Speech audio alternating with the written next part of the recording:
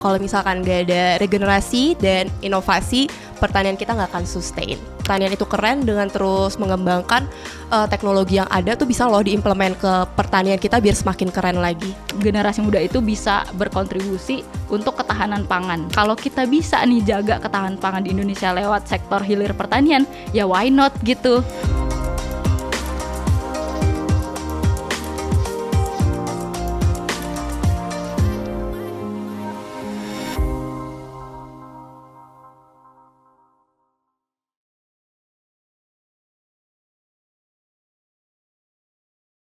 Halo teman-teman semuanya, selamat datang lagi nih di podcast Youth for Agriculture. Nah, di episode kali ini itu judulnya Strategic Growth in Agriculture, How Young Professionals are Redefining the Downstream Sector.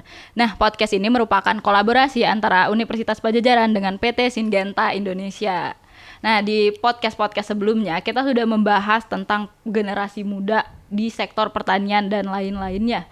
Nah, sekarang kita akan membahas lagi nih tentang pertanian lagi. Tapi mungkin kita agak recall sedikit ya. Pertanian itu kan bukan cuma soal nanem dan juga panen doang. Ada banyak peran-peran strategis yang bisa diambil termasuk di sektor hilir, alias bagian yang ngurusin gimana hasil pertanian bisa sampai ke konsumen. Nah, karena itu hari ini kita udah kedatangan narasumber kita yang luar biasa keren abis. Di sini di sebelah aku ada siapa kan namanya Kak? Oke, halo semuanya, nama aku Natasha Mulyawan. Kebetulan aku juga agribisnis juga dari Fakultas Pertanian. Aku masuk tahun 2019 juga nih. Oh, berarti mirip ya, sama-sama agribisnis, tapi aku dari berdua. Betul. Ya lumayan lah ya, 3 tahun di atas Dira ya berarti ya. Ya nggak jauh lah. Ya nggak jauh. Nggak jauh banget. Nah mungkin ini Kak, tadi kan Kakak baru ngenalin nama sama alumni mana gitu bisnis. Mungkin sekarang Kakak tuh kerja di mana sih Kak? Oke, kebetulan aku betul yang kata Dira tadi tentang pembahasan kalau misalkan di pertanian itu juga ada sektor hilirnya. Nah, sekarang aku lagi ada di sales strategi di Segari. Kalau mungkin Dira tahu atau teman-teman yang nonton belum pernah tahu tentang Segari itu apa. Jadi Segari itu adalah bisa dibilang kita adalah e-commerce atau supermarket online. Jadi misalkan teman-teman suka belanja kayak sayur, buah, atau produk-produk yang sembako atau pangan, biasanya mungkin belanja bisa ke pasar atau ke supermarket ya. Tapi di sini kita Segari itu hadir untuk buat efisiensi waktu dan juga buat teman-teman tuh juga nggak ribet. Jadi biasanya Segari itu dikenal sebagai e-commerce pertanian. Di Segari ini aku sebagai sales strateginya di DIR. Jadi sales strateginya itu ngapain? Kalau misalkan sales strategi di Segari itu gimana? Dari aku sendiri aku akan berpikir gimana caranya dan merancang strateginya lah ya, gimana untuk pertumbuhan penjualan di Segarinya. Caranya gimana? Mungkin kalau teman-teman pernah belanja di suatu supermarket atau pasar ngelihat kayak promosi-promosi. Nah, di situ aku sebagai sales strategi yang buat sistem promosinya juga. Terus mungkin kalau misalkan teman-teman ngelihat nih gimana efektivitas barang yang kita kirim dari Segari, kan biasanya Segari itu kita jualnya produk fresh ya, ada sayur, buah dan produk sejenisnya lagi. Nah, untuk pengirimannya itu kita pastikan keefektifannya, terus kayak dari produk freshnya dan lain-lain. Nah, itu dari sales strateginya juga yang akan berdiskusi dan atur caranya untuk mempertahankan keefektifan atau freshnya dari produk yang kita jual gitu Dir. Kurang lebihnya sales strateginya intinya gimana caranya kita berpikir secara strategis ya untuk buat penjualan yang kita jual di Segarinya. Oke, jadi itu tadi kan sama aja di sektor pertanian kan Ce, berarti. Dan ternyata kita bisa udah tahu nih guys, ternyata di sektor pertanian itu nggak hanya soal nanem dan panen-panen. Ternyata tadi ada pekerjaan yang semacam kayak yang Ce Natasha lakuin gitu. Nah mungkin tadi kan agak menarik ya Ce soal apa yang Ce lakukan. Mungkin aku penasaran nih, dulu tuh sebenarnya gimana sih perjalanan Ce sampai bisa akhirnya tuh berkecimpungan di sektor pertanian gini? Oke, pertama kali berkecimpungnya itu pas lagi ada magang profesional. Itu kayaknya dulu aku pas di semester 3 atau 4 ya. Dira sekarang di semester berapa? Semester 6. Semester 6. Oh, berarti di semester 6 waktu itu ada mata kuliah magang profesional. Nah, kebetulan aku adalah salah satu mahasiswi agribisnis yang berpikir kayaknya buat lanjut ke daerah masuk ke sawahnya tuh kayak aku gak bisa deh. Tapi aku berpikir pasti ada caranya gimana biar aku tuh bisa terus berkontribusi untuk pertanian. Ternyata waktu itu juga zaman aku tuh pas zaman lagi COVID juga Dir. Pas COVID lagi tinggi, ternyata kan orang-orang pada takut ya untuk belanja ke pasar atau ke supermarket. Yang kita andalkan adalah kita stay di rumah dan kita bisa dapetin produk-produk yang kita mau tuh secara ringkas dan tetap aman lah dari virus-virus itu. Ternyata pada saat, aku lupa itu kayak sekitar tahun 2021 ya. Sekitar tahun 2021 itu Segari adalah salah satu platform pertanian itu yang sangat maju juga karena semua orang gak mau pergi ke pasar dan belanjanya lewat Segari. Waktu itu juga ada magang profesional, boleh bebas cari explore kira-kira kayak kita tertariknya sebagai mahasiswi itu untuk mempermajukan pertanian itu tuh dari sisi mana. Kebetulan aku adalah yang tertarik di sisi hilirnya, masuk ke bagian Segari di sales strateginya dulu. Itu sebenarnya udah kepikiran buat bisa lihat sebenarnya kalau dalam bisa bilang digitalnya pertanian tuh seperti apa sih. Jadi ternyata pas berkecimpung di pertanian lewat magang profesional tersebut, terus nyobain magang dan ternyata masih align terus sama visi misi yang aku mau bawa tentang pertanian, dan visi misinya Segari itu masih align juga tentang kita mau bentuk pertanian di Indonesia itu juga lebih bentuk digitalisasi juga. Masih align, akhirnya alhamdulillah juga waktu itu ada posisi untuk full time, akhirnya aku lanjut ke posisi full time di Segarinya. Jadi berawal dari pelajaran ya, terus ternyata pembelajaran perkuliahan juga masih cocok, akhirnya aku lanjut terus di Segari ini.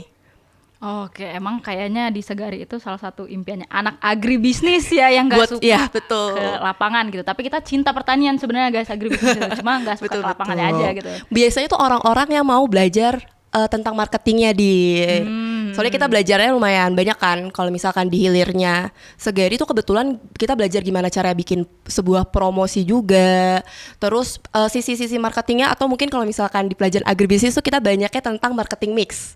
Masih inget gak Dira pelajarannya? Inget dong. 4P. Betul, 4P. Oke, Ece nih sebagai generasi muda yang udah berkecimpung di sektor pertanian secara langsung, menurut Ece sendiri gimana sih persepsi Ece terhadap sektor pertanian sekarang?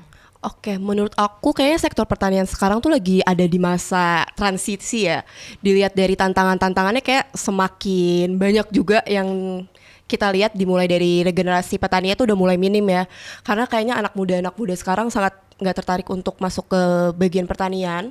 Terus yang kedua juga dilihat dari harga, itu harganya cukup fluktuatif ya. Itu kenapa kayaknya sekarang kerasa juga ya, orang-orang tuh juga udah mulai ada yang suka jatuh sakit atau apa karena cuacanya di luar juga nggak mendukung ya Dir. Kayaknya sekalinya kalau misalkan lagi panas banget tuh udah panas banget, terus sekalinya hujan derasnya kenceng banget, yang itu tuh juga bisa mempengaruhi hasil panen dari petani-petani kita. Tapi kayaknya di luar dari tantangan itu, walaupun tantangannya cukup besar ya buat kita dan di sektor pertanian, aku sebenarnya ngeliat juga kayaknya banyak juga peluang anak muda buat mereka tuh terjun ke dunia pertaniannya. Karena sekarang di Segari aku sendiri atau bahkan kayak teman-teman seangkatan aku tuh udah mulai bisa dibilang nyemplung ke dunia pertanian. Dunia pertaniannya mereka juga ngambil sisi teknologinya, banyak yang jadi supply chain, ngatur gimana rantai pasoknya pertanian, terus banyak juga yang mulai belajar tentang digitalisasi dari pertaniannya sendiri. Jadi kayaknya walaupun banyak tantangan, tapi sebenarnya banyak juga peluang yang bisa diambil dari anak-anak muda sekarang untuk mengembangkan pertaniannya lagi menurut aku. Oke, berarti tadi emang bener ya Cek, kayaknya emang masa regenerasi ini sangat disorot saat ini gitu. Padahal sebenarnya ada banyak hal yang bisa kita lakuin di pertanian kayak yang Ece bilang tadi. Itu kita bisa di supply chain, terus juga di digitalisasinya gitu, yang lebih anak muda banget. Betul. Gitu. Jadi sebenarnya mungkin kayaknya anak muda zaman sekarang tuh emang perlu nonton podcast ini biar mereka tahu pertanian tuh nggak cuma kayak gitu doang gitu, tapi ada posisi yang kayak dilakuin sama Natasha gitu-gitu. Nah, dan juga tadi peluang kita untuk di pertanian itu sangat besar ya, apalagi sekarang ya. Sebenarnya di agribisnis itu kayaknya di angkatan aku lagi tingginya banget minat di supply chain. Ada nggak sih kayak hal-hal menarik gitu yang Ece temuin selama menjadi profesional di sektor pertanian ini? Hal yang menarik sebenarnya ketika bermain di sektor pertanian tuh tentang fluktuasi harga ya Dir. Soalnya pastinya kita sebagai customer pun maunya kan harga yang kita beli juga murah ya. Kita nggak peduli gimana itu cuaca yang terjadi, gimana para petani bisa panennya, gimana kualitasnya juga. Kita maunya kualitasnya terbaik dengan harga yang murah juga. Jadi di situ sebenarnya mungkin kayak pas lagi nggak musim yang namanya, contohnya nih kita lagi nggak musim buah naga, tapi kayak Dira pengen makan buah naga, pasti yang Dira cari adalah buah naganya harus harganya murah, walaupun nggak musim. Dira nggak peduli akan musim apa enggak, tapi Dira sebagai customer yang Dira inginkan adalah buah naga itu bisa datang, bisa Dira beli dan bisa Dira makan. Nah di situ tuh sebenarnya aku sebagai sales strategi harus bermain juga nih Dir. Gimana caranya aku bisa buat promosi yang menarik. Misalkan aku buat promosinya itu dari produk-produk yang mungkin lagi musim, terus komoditasnya mungkin juga yang lagi panennya juga lagi banyak. Jadi kenapa harus disesuaikan juga dengan musim yang terjadi dan hasil panennya itu, karena tujuannya itu satu ya, biar kita nggak keluar jadi defect atau wastage. Nah soalnya kalau defect atau wastage kan otomatis kerugiannya di kita ya. Produk pertanian pasti sering juga dijelasin sama guru-guru kita kalau sifatnya itu perishable juga ya, jadi gampang rusak. Jadi sistemnya sales strategi itu tantangan terbesar aku adalah gimana caranya bisa naikin sales penjualannya juga tanpa menaikkan angka defect atau wastage-nya. Kurang lebihnya sih seperti itu, Dir. Oke, jadi hal menariknya itu karena unik kali ya, Cie. Jadi kayak ada banyak hal yang bisa kita explore gitu di situ. Jadi walaupun sulit tapi asik gitu. Betul. Oke. Ya, jadi kita tetap enjoy ya ngelakuinnya. Oke, jadi tadi ngomong-ngomong soal tantangan terbesar, tadi kan Aca bilang salah satunya itu tadi. Nah, sebenarnya ada lagi nggak sih, Cie, tantangan terbesar di sektor hilir pertanian ini yang Aca sering temuin gitu, dan gimana sih cara buat nyikapinnya itu melalui strategi-strategi yang diterapin di Segari gitu? Kalau dari strateginya sendiri, ini mungkin bikin orang-orang tertarik buat masuk ke sisi pertanian ya. Karena menurut aku untuk bisa kita buat suatu projection atau forecast gimana kita berjualan, itu kita ngelihat sebuah data.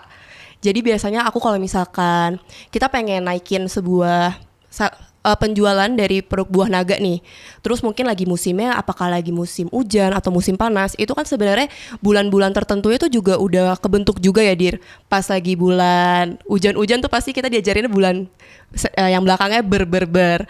Nah itu tuh biasanya aku ngeliat historical datanya sih. Kalau misalkan di bulan atau musim yang sejenis itu tuh angka salesnya tuh di mana. Jadi kebanyakan untuk lihat historical data penjualan itu seperti apa.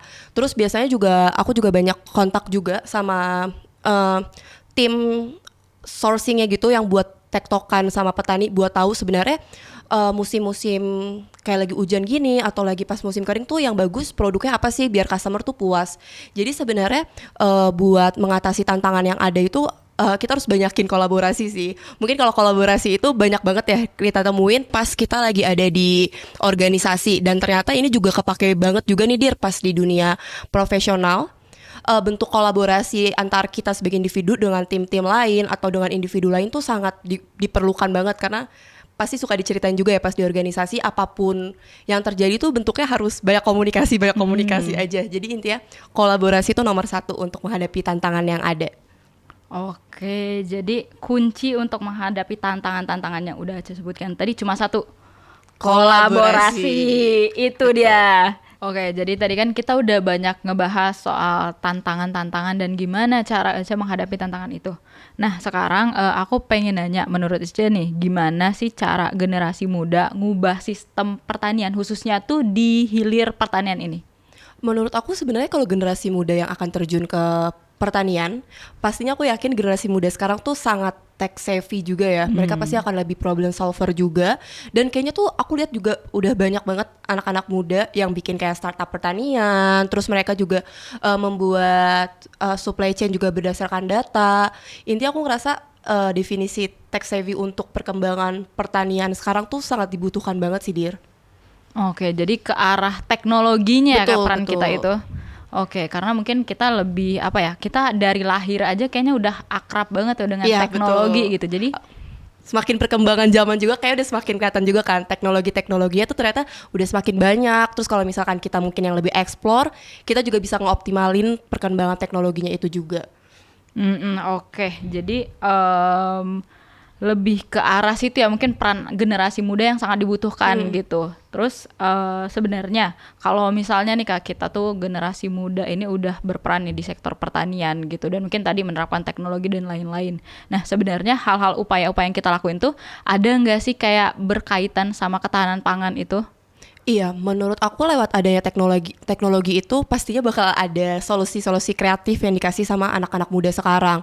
Nah, mungkin salah satu contohnya yang paling kelihatan itu ketika aku ada di sales strategi di Segeri ini adalah sistem pengolahan datanya itu super duper bisa dibilang automate ya, Dir.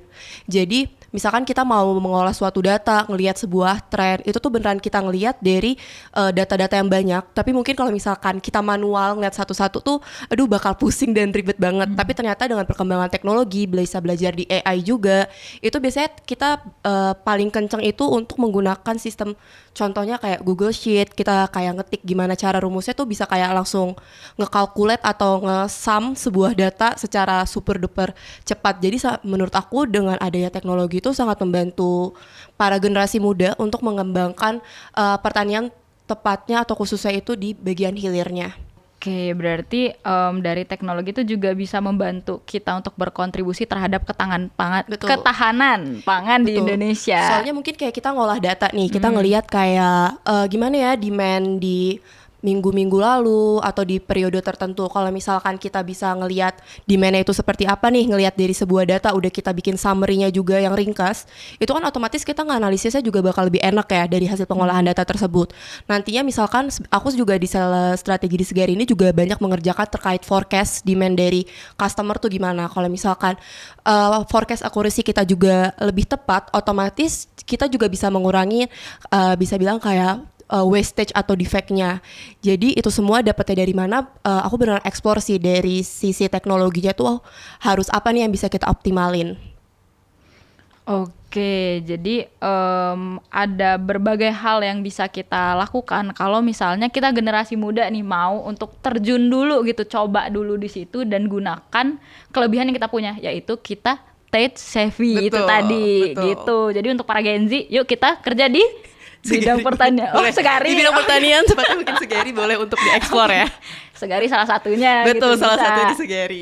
Oke, ngomong-ngomong soal karir nih tadi dan kerja di sektor pertanian, dari Ece sendiri ada nggak sih saran gitu untuk generasi muda nih, kayak aku nih contohnya yang mau lulus, yang tertarik buat berkarir di hilir pertanian, ada kayak saran-saran gitu yang bisa mungkin sangat ngena gitu buat kita-kita nih?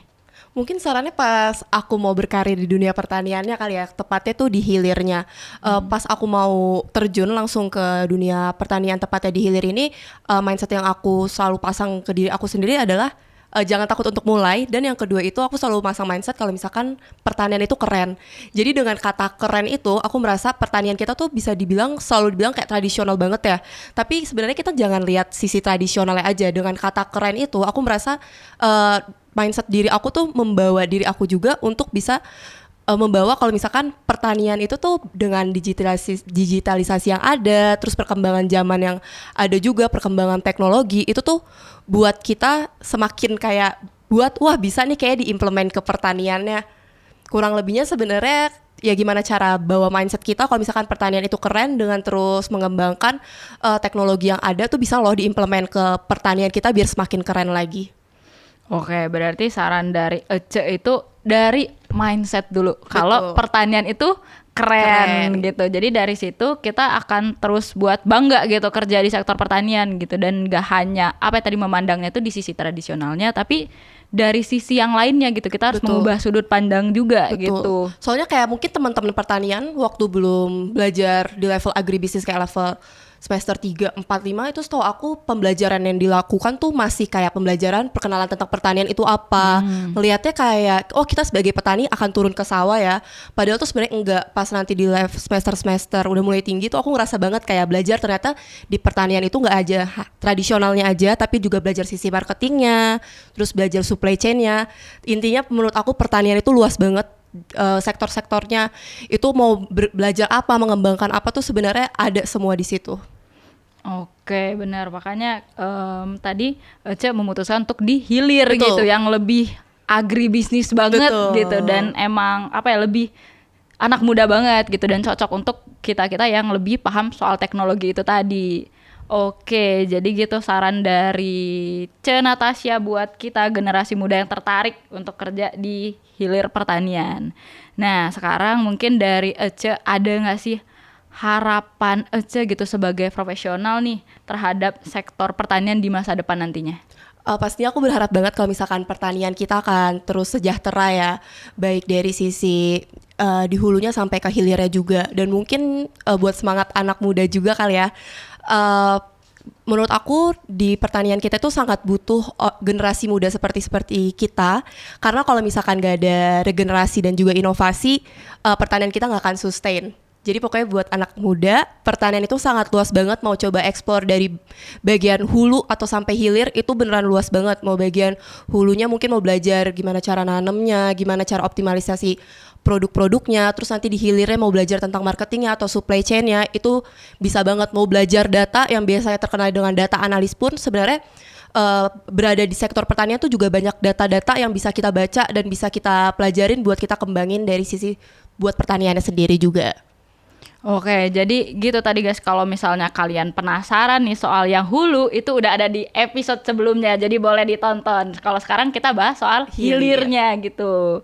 Oke, jadi mungkin itu tadi ya besar harapan dari Ece sendiri gitu soal regenerasi petani gitu simpelnya. Bukan petani sih, mungkin anak muda yang di pertanian gitu. Karena emang kita itu dibutuhkan gitu untuk meneruskan tongkat estafet yang udah berjalan dari tahun-tahun sebelumnya gitu. Nah, jadi mungkin ada sedikit ini lagi nggak sih, Cek? Mungkin closing statement atau udah tadi aja? Mungkin closing statementnya lebih pertegas lagi kali ya. Kalau misalkan nggak ada regenerasi dan inovasi, pertanian kita nggak akan sustain. Oke, itu dia. Itu singkat tapi ngena banget gitu. Dan apa sih, berdamage gitu kalau kata anak-anak muda sekarang gitu. Nah, jadi itu aja obrolan kita hari ini gitu dari Natasha yang udah banyak cerita soal tantangan gitu dan juga gimana cara Natasha untuk menghadapi itu dan bagaimana banyaknya peluang yang bisa kita dapatkan gitu sebenarnya di sektor pertanian ini. Nah, dan juga setelah kita mendengarkan tadi cerita dari Natasha, kita jadi makin sadar nih kalau pertanian itu luas banget dan peluangnya banyak banget dari hulu sampai ke hilirnya. Nah, yang dulu mungkin bukan cuma kita yang ngira, tapi kayak apa sih namanya tuh pandangan masyarakat soal pertanian tuh nyangkul, lumpur gitu, kotor gitu. Sekarang tuh udah berubah gitu guys, udah nggak zamannya lagi. Maksudnya masih ada sih, maksudnya kita udah ada ke hal yang lain itu ke arah digitalisasinya dan juga ke arah teknologinya dan lain-lainnya gitu. Nah, dan disitulah anak muda punya tempat gitu untuk kita berperan di dalam situ. Bukan hanya berperan, tapi kita juga bisa untuk menjadi penggerak utamanya. Nah, karena tadi kita udah bercerita soal karir, yang penting itu mungkin closing statement dari aku kali ya. Yang penting itu bukan kita kerja di mana, tapi kita ngasih dampak apa gitu untuk Indonesia gitu, untuk bumi kita. Tadi kan udah dibilangin kalau generasi muda itu bisa berkontribusi untuk ketahanan pangan. Nah, kalau kita bisa nih jaga ketahanan pangan di Indonesia lewat sektor hilir pertanian, ya why not gitu. Jadi mungkin sekian gitu aja kali ya, Ce, untuk podcast kita kali ini. Jangan lupa nanti buat teman-teman ditonton nih podcast-podcast kita sebelumnya yang udah membahas berbagai hal lainnya, mulai dari kita ngobrol sama akademisi dan juga dari para pelaku di sektor hulu dan hari ini di sektor hilir. Jadi teman-teman bisa nonton semua video itu untuk lebih mengenal dekat gitu tentang sektor pertanian yang ternyata luas banget. Jadi sekian untuk podcast Youth for Agriculture kali ini. Sampai ketemu lagi di kesempatan berikutnya.